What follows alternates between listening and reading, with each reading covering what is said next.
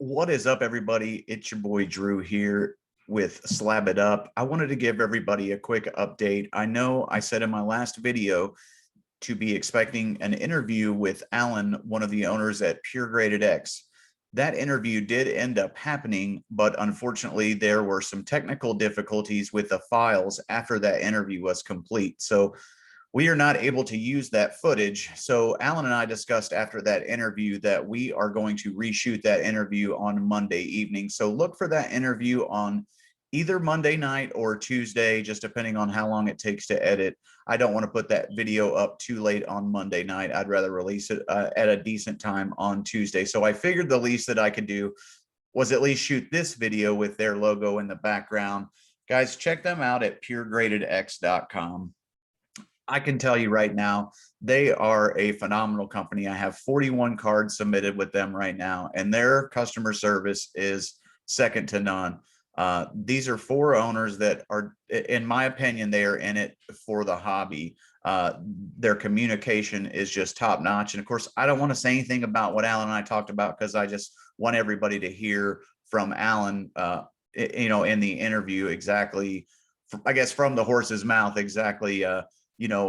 I don't want to sit here and say what we talked about. So I just want everybody to see it live. So, but I also just wanted to give everybody an update about that. And also, I want everybody to check them out. But there's some specials that they're running. And I will tell you about that real quick. If right now with them for $100, or it's either 100 or 99 bucks.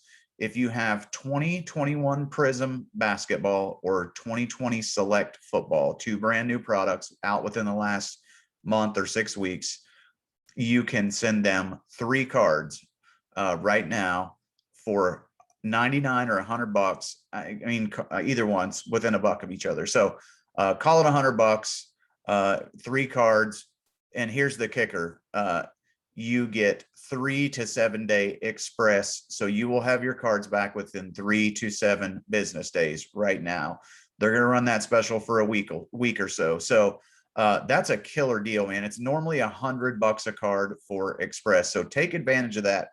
I've got a bunch of select right now. I think I only have like 121 Prism basketball, and that's like an auto. So I might send it. I don't know. But anyways, I wanted to tell you guys about that special because if I wait until like Monday or Tuesday, the special would probably almost be over, but I wanted to go ahead and get that out. So if you guys are interested in that, drop me a comment. I believe it's on their website, puregradedx.com. If you end up submitting that, just drop in the email that you saw it on Slab It Up's YouTube channel.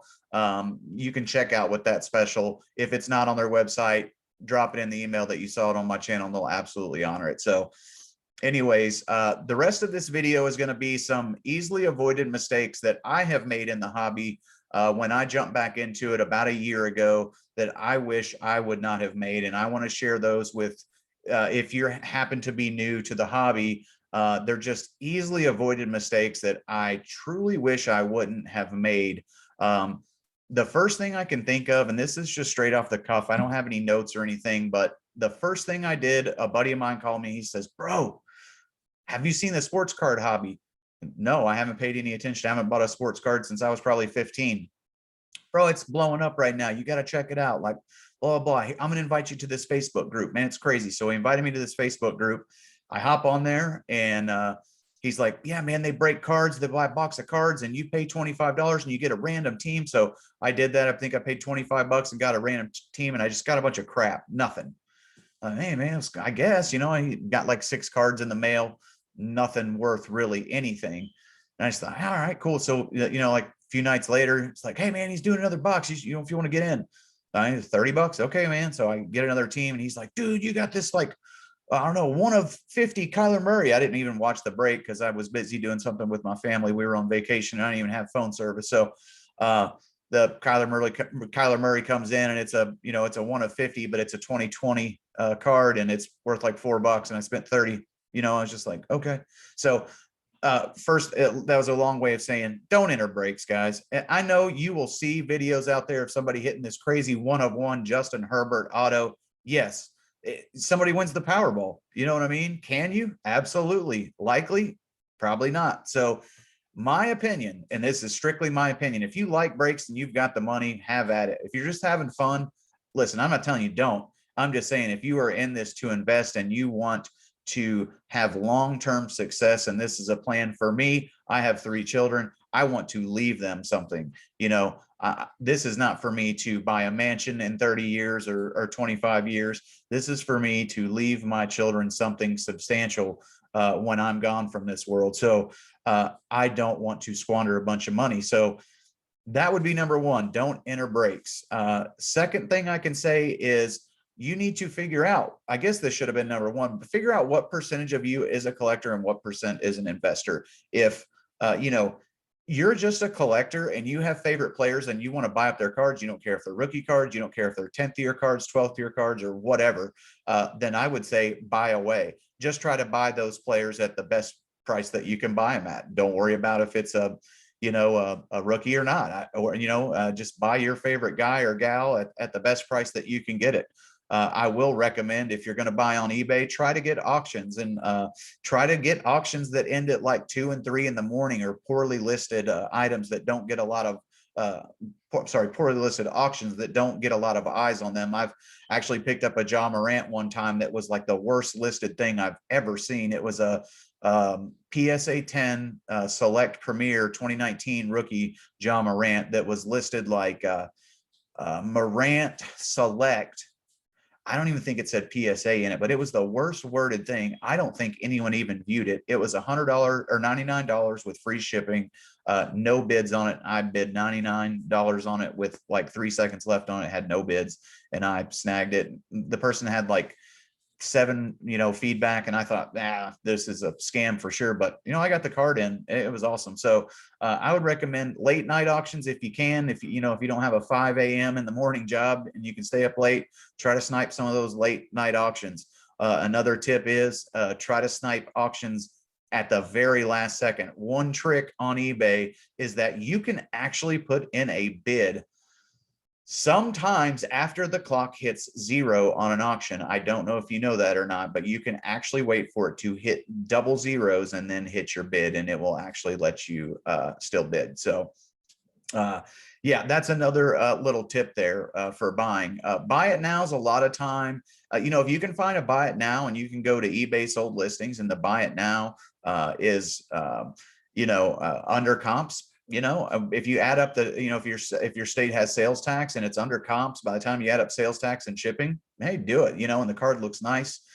Do your thing. I definitely do use some buy it nows, but I try to target auctions, and auctions on Tuesdays, Wednesdays, Thursdays. I try not to buy like on Friday, Saturday, and Sunday nights, because that's usually when those auctions have the most eyes on them. So third thing is I try not to rip a lot of wax, especially if it's non-retail wax. If you were to go to Walmart, Target, Meijer, stuff like that, and they have boxes of wax there, you can get a blaster box of 2021 Prism or 2020 Select, or a box of Blaster UFC that just came out for $19.99. I would absolutely buy it, and I would absolutely rip it. Or you can put it on eBay and sell it for $139 or $125, whatever you want to sell it for, if you just want an immediate profit. But I have no problem with ripping retail wax. But because your odds of grabbing a card out of there to make your money back or actually make a profit go up substantially, as opposed to paying the 125 or 135 on eBay. So avoid that if you're actually looking to make a profit. So